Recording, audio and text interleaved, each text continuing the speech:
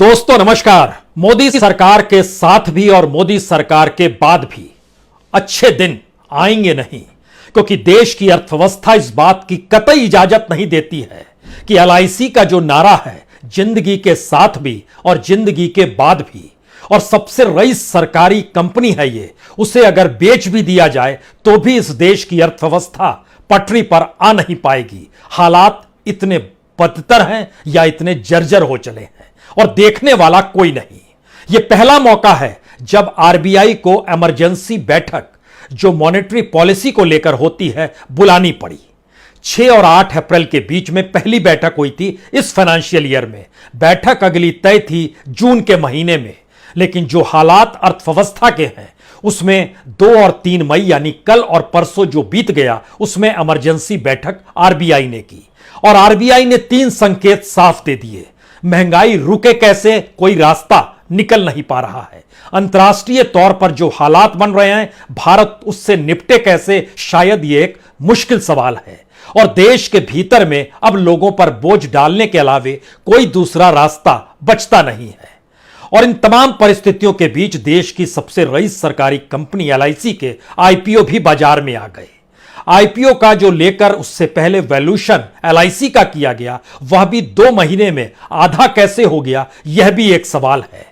और 2014 के बाद से अब तक जो एनपीए एलआईसी का है वह दुगने से ज्यादा हो चुका है। इसे सरकार जान रही है कि उनकी गलत नीतियों की वजह से यह हुआ है, लेकिन सवाल अर्थव्यवस्था के खांचे का है तो उसके दायरे में शेयर बाजार भी आ चुका है। विदेशी निवेशक जितनी बड़ी तादाद में पैसा निकाल रहे हैं और हमारा अगर एक्सपोर्ट बढ़ रहा है तो उससे कहीं ज्यादा तेजी से इंपोर्ट बढ़ रहा है। यानी हर सेक्टर को लेकर इकोनॉमी के मद्देनजर इतने बड़े बड़े सवाल हैं, जिसमें सवाल पूछे कौन और जवाब देगा कौन, शायद यह भी एक सवाल है। तो अच्छे दिनों की आस और टकटकी लगाए लोगों के सामने कुछ आरबीआई ने जो आज जिन बातों का जिक्र किया उसमें बहुत साफ है, जो लोग लोन लिए हुए हैं और जो ईएमआई चुकाते हैं अब उन्हें ज्यादा ईएमआई देनी होगी। सरलता के साथ समझ लीजिए, अगर आपने 20 साल के लिए 50 लाख रुपए का लोन लिया था तो वह 6.7% के हिसाब से आपको हर महीने 37,870 रुपए देने पड़ते, लेकिन अब जब इंटरेस्ट बढ़ा दिया गया है तो 6.95% के हिसाब से आपको 39,066 रुपए देने होंगे। यानी हर महीने 1,196 रुपए का चूना ईएमआई में लग गया। तो उसी स्थिति में जिसने भी जितना जितना लोन लिया है अब ईएमआई ज्यादा चुकाना होगा। पहली स्थिति आरबीआई ने बता दी। दूसरी परिस्थिति बता दी कि महंगाई दर और बढ़ने वाली है, खास तौर से जो खाने पीने के सामान है उसकी कीमतें और बढ़ने वाली है। आवाजाही जो इस देश के भीतर में होती है, जो पेट्रोल और डीजल बढ़ाकर गाड़ियां चलती हैं, उनकी कीमत में इजाफा होगा अंतर्राष्ट्रीय बाजार में। तो भारत में हम रोक कैसे पाएंगे, यह भी एक सवाल है। और इस दौर में जो पूरा माहौल पूरी दुनिया में बना हुआ है, भारत उससे अछूता नहीं है, लेकिन भारत को अपने तौर पर जिन उपायों को खोजना है उन उपायों से भारत बहुत दूर खड़ा है। यह संकेत है कि भारत की अर्थव्यवस्था को चलाती हुई सरकार की आंखों पर कहीं पट्टी तो नहीं बंधी है, क्योंकि इस दौर में विदेशी निवेशकों ने शेयर बाजार से जो पैसा निकालना शुरू किया है उसमें जानकर हैरत होगी, भारत का नंबर दुनिया में दूसरे नंबर पर आता है। पहले नंबर पर ताइवान है, जहां से बीते 7 महीनों में यानी अक्टूबर से अप्रैल तक तकरीबन 1,94,834 करोड़ रुपए ताइवान से निकाले गए विदेशी निवेशकों ने। दूसरे नंबर पर भारत है। तो यानी भारत की इकोनॉमी भी क्या अब विदेशी निवेशक समझ रहे हैं कि डामाडोल हो रही है। 1,75,790 करोड़ यानी $23 बिलियन निकाले गए हैं। टॉप के जो 5 देश हैं उसमें ताइवान, भारत, साउथ कोरिया और साउथ अफ्रीका भी आता है। और भारत की इकोनॉमी के इर्द गिर्द सटे हुए देश में जैसे ब्राजील का जिक्र कीजिएगा, ब्राजील में विदेशी निवेशकों ने निवेश किया है तकरीबन $17 बिलियन से ज्यादा, यानी 1,32,192 करोड़ रुपए निवेश किया है। इंडोनेशिया में निवेश किया है, थाईलैंड में निवेश किया है, मलेशिया में निवेश किया है, लेकिन भारत के शेयर बाजार से पैसा निकाला जा रहा है। और जो भारत सरकार लगातार अपनी पीठ ठोकती है आंकड़ों के आसरे कि हमारा एक्सपोर्ट बढ़ गया, और इस बार कल ही बता रहे थे कि 24% बढ़ गया, लेकिन दूसरी तरफ इस पर खामोशी बरत गए कि एक्सपोर्ट बढ़ गया तो इंपोर्ट की क्या हालत है। इंपोर्ट 26% से ज्यादा हो गया, यानी जो माल हम बाहर भेजते हैं उसकी तुलना में उससे ज्यादा माल बाहर से मंगाते हैं, जो डॉलर की शक्ल में हमें देना पड़ता है। तो घाटा देश को हो रहा है इस इंपोर्ट एक्सपोर्ट के चक्कर में भी। अगर इसकी नेगेटिविटी पर आइएगा, यानी कितना घाटा हो रहा है, भारत जितना एक्सपोर्ट करता है उसकी तुलना में जो इंपोर्ट कर रहा है, तो इस बार यानी अप्रैल के महीने में 1,53,357 करोड़ नेगेटिव है। इतना बिजनेस का घाटा है भारत को, इतना ज्यादा वह इंपोर्ट कर रहा है।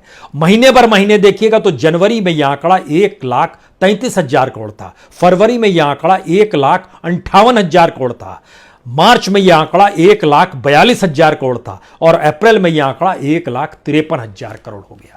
तो एक्सपोर्ट इंपोर्ट में बैलेंस नहीं हो पा रहा है। शेयर मार्केट से विदेशी निवेशक भाग रहे हैं, और आरबीआई अपने तौर पर कह रहा है कि क्रूड ऑयल की कीमत जो विश्व बाजार में आने वाले वक्त में बढ़ेगी, वो इंडिकेट कर रहा है, खुले तौर पर नहीं कह रहा है, उसका असर भारत पर पड़ेगा। जो खाने के तेल का शॉर्टेज हो रहा है, जो एक्सपोर्ट भारत जो दूसरे देशों में किया जाता था, खासतौर से इंडोनेशिया से किया जाता था, अब उसका असर भारत में खाद्य तेलों की कीमत पर भी पड़ेगा। जो अनाज के दाम हैं उस पर भी असर पड़ेगा, क्योंकि यूक्रेन और रशिया से पूरी आवाजाही पूरी दुनिया में रुक गई है। तो अपने तौर पर महंगाई की परिस्थितियां सामने आकर खड़ी होने वाली है। जो मिडिल क्लास है, लोन लेकर चला रही थी, उसके सामने और मुसीबत आने वाली है। इन परिस्थितियों के बीच में अगला सवाल एलआईसी का है। देश की सबसे बड़ी सरकारी कंपनी है, और इसका ग्रोथ जो है दूसरी किसी भी कंपनी से बहुत ज्यादा बड़ा है। मसलन जो लगभग 1956 में, यानी 66 बरस पहले जब एलआईसी की शुरुआत हुई थी, तो आप कल्पना कीजिए उस वक्त 50 लाख पॉलिसी थी। आज की तारीख में यह पॉलिसी बढ़ते बढ़ते बढ़ते बढ़ते 30 करोड़ बीमा पॉलिसीज देश में हो गई है, और उस समय 1,000 करोड़ का बीमा कवर हुआ करता था, आज 52,000 करोड़ का बीमा कवर है। उस वक्त 1957 में जो एलआईसी का बिजनेस था वह सिर्फ 200 करोड़ का था, आज की तारीख में 5,60,000 करोड़ का बिजनेस है इसका। इस कंपनी के साथ जो बड़ी तादाद में कर्मचारी काम करते हैं उनकी तादाद भी लाखों में है, 1,14,000 सीधे तौर पर हैं, और एजेंट लगभग 12.5 लाख है। इन आंकड़ों पर मत जाइए, असल चीज पर आइए।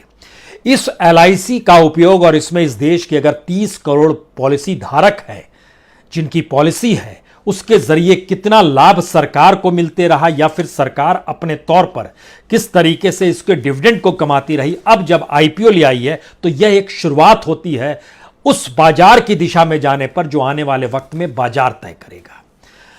यह समझ लीजिए कि भारत में एलआईसी का मतलब है इस देश में डूबती हुई हर कंपनी में एलआईसी का पैसा लगा दिया गया, और एलआईसी के पैसे के जरिए अभी तक जो बीमा धारकों को लाभ की दृष्टि से देखा जाता था, अब वहां पर उनकी दिशा में देखा जाएगा। जो लोग निवेशक होंगे, जो शेयर बाजार में शेयर खरीद रहे होंगे, उनके फायदे मुनाफे को अब एलआईसी देखेगी।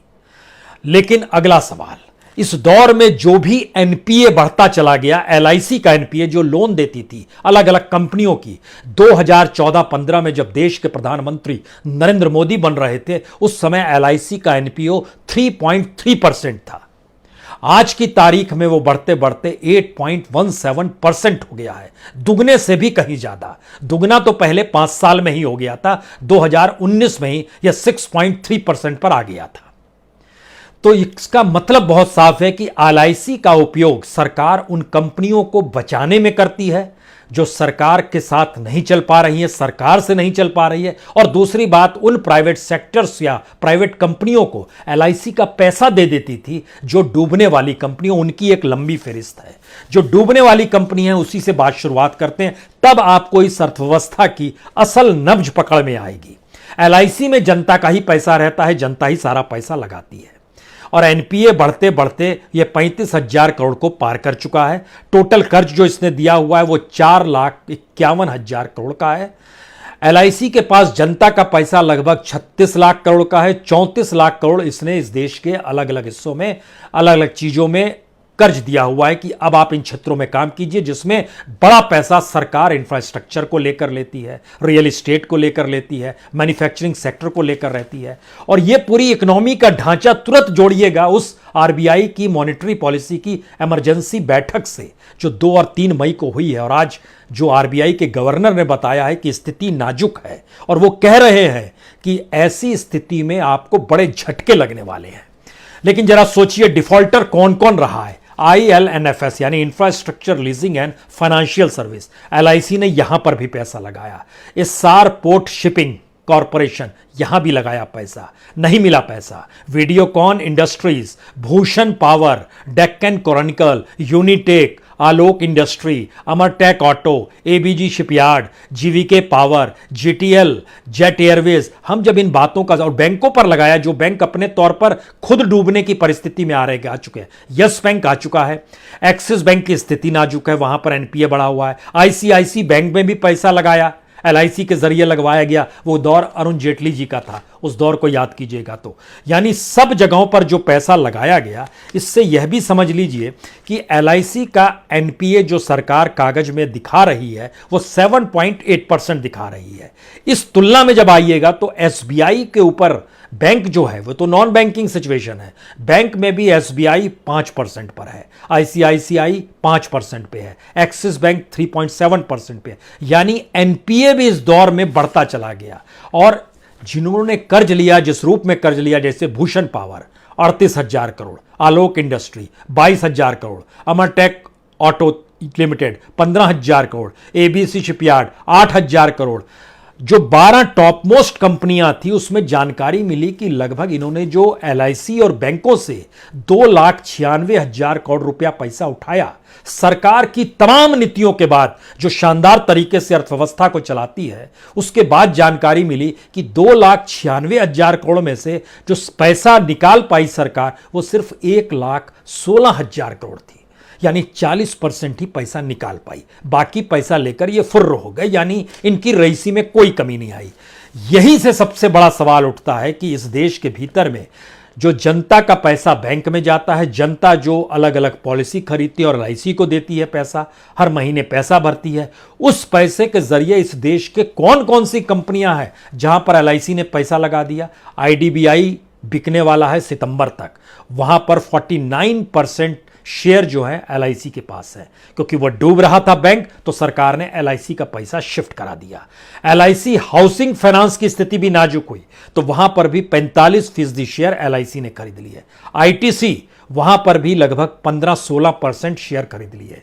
एनएमडीसी लगभग 14% शेयर खरीद लिए। एमटीएनएल, जिसकी हालत नाजुक, सरकार ताला लगा चुकी है, उसके भी 13.5% शेयर एलआईसी के पास है। हिंदुस्तान कॉरपोरेशन 12% शेयर एलआईसी के पास है। एलएनटी 11.88% एलआईसी के पास शेयर है। ऑयल इंडिया लगभग 12.25% यानी 11.75% शेयर एलआईसी के पास है। कैस्ट्रॉल इंडिया 11.5% एलआईसी के पास शेयर है। एक लंबी फेरिस्त है जो नजर आता है कि वित्तीय संकट से उबारने के लिए सरकार के पास कोई पॉलिसी नहीं है सिवाय फंड को इधर से उधर शिफ्ट कर देना। और इस शिफ्ट करने के प्रोसेस में ही ये पूरी गवर्नमेंट बीते 8 साल से इस देश को गच्चा दे रही है।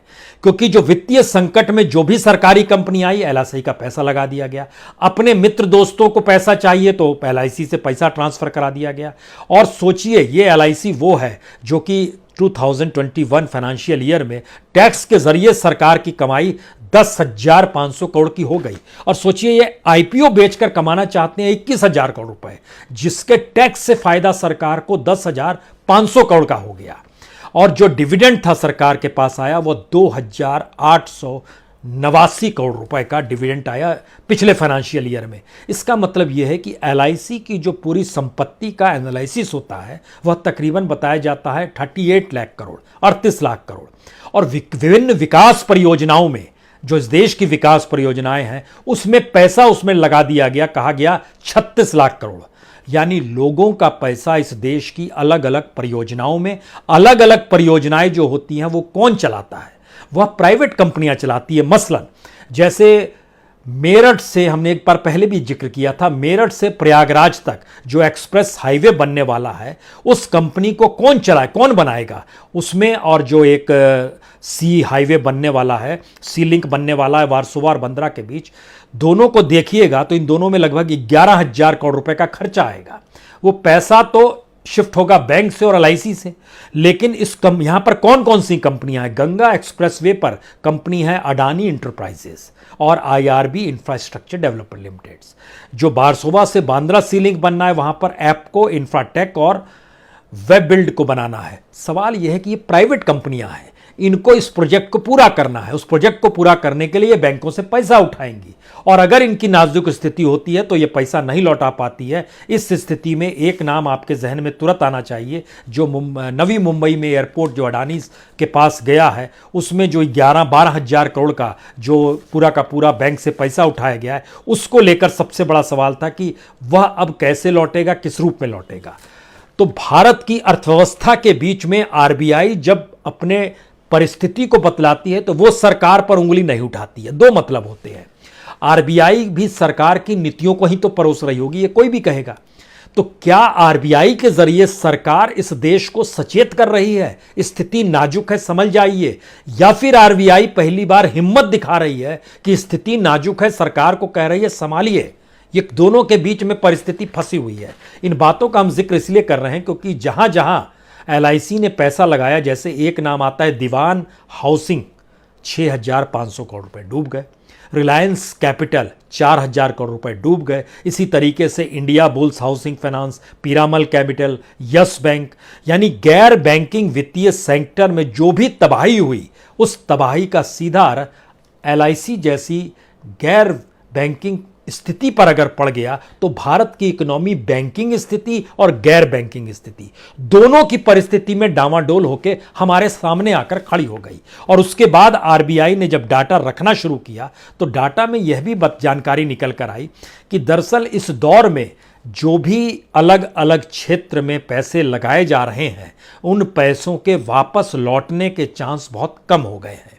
एलआईसी का जिक्र हम आज सिर्फ इसलिए ज्यादा कर रहे हैं क्योंकि आज ही उसका आईपीओ आया है 3.5%, जिससे सरकार को 21,000 करोड़ रुपया का फायदा होगा, कमाएगी, ये माना जा रहा है। लेकिन जरा कल्पना कीजिए, 2 महीने पहले ही 21,000 करोड़ 3.5% का वैल्यूएशन बनता है लगभग 6 लाख करोड़ रुपया, और 2 महीने पहले फरवरी के महीने में एलआईसी का वैल्यूएशन हो रहा था 12 से 14 लाख करोड़ रुपया।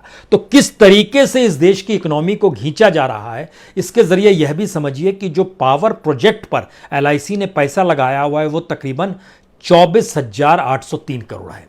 जो रियल एस्टेट में पैसा लगाया हुआ है एलआईसी का पैसा, वो लगभग 9,241 करोड़ है। जो इंफ्रास्ट्रक्चर पर पैसा लगाया हुआ है वो 18,253 करोड़ है। यानी हर सेक्टर को जब आप गिनते चले जाइएगा तो आखिर में एक सवाल आपके सामने खुलकर आएगा, इस देश के भीतर में प्रोडक्शन नील अगर हो रहा है, एक्सपोर्ट से ज्यादा हम इंपोर्ट करने की परिस्थितियों को लगातार भोग रहे हैं, डॉलर के मुकाबले रुपए की मूल्य लगातार कम हो रहा है, शेयर बाजार से अंतर्राष्ट्रीय निवेशक जो हैं पैसा निकाल रहे हैं, और वर्ल्ड वाइड की सिचुएशन में भारत की सिचुएशन सबसे अगर नाजुक है, यहां पर लोग पैसा लगा नहीं रहे हैं शेयर बाजार तक में, तो फिर यहां पर वह निवेशक कैसे आएगा जो निवेशक भारत के भीतर में किसी प्रोडक्शन में सहायक हो जाता। डिफेंस के क्षेत्र में ही 24 घंटे पहले जो फ्रांस की कंपनी है उसने हाथ खड़े कर दिए, वो भारत में नहीं आएगी। हालांकि प्राइम मिनिस्टर वहां यात्रा पे गए हुए हैं और फ्रांस के राष्ट्रपति से मिलेंगे, लेकिन उनकी मुलाकात से पहले ही वहां पर से जानकारी आ गई हम नहीं लगाएंगे। तो क्या भारत की इकोनॉमिक सिचुएशन जो हो चली है और आरबीआई जो लगातार इंडिकेट कर रहा है, वो इंडिकेट इस बात का तो नहीं है कि आने वाले वक्त में इतने बड़े झटके लगने वाले हैं जो आपको 91 से भी बुरी हालत में इकोनॉमी की दृष्टि से ले जाएं। और 2008 में जो अंतर्राष्ट्रीय मंदी आई थी, उस पीरियड में तो मनमोहन सिंह ने किसी तरीके से इकोनॉमी को संभाल लिया, लेकिन अब की स्थिति में तो सारी चीज मोनेटाइज कर दी गई है। एक पैरेलल इकोनॉमी भारत के भीतर में सिर्फ ब्लैक मनी की बची है। वह पैरेलल इकोनॉमी जो गांव में थी, जो बड़े बुजुर्गों के जेब में रहती थी, वह तो डीमोनेटाइजेशन यानी नोटबंदी के बाद वह पूरे तरीके से खत्म हो गई। अनऑर्गेनाइज्ड सेक्टर जो था, असंगठित क्षेत्र पूरे तरीके से ध्वस्त हो गया।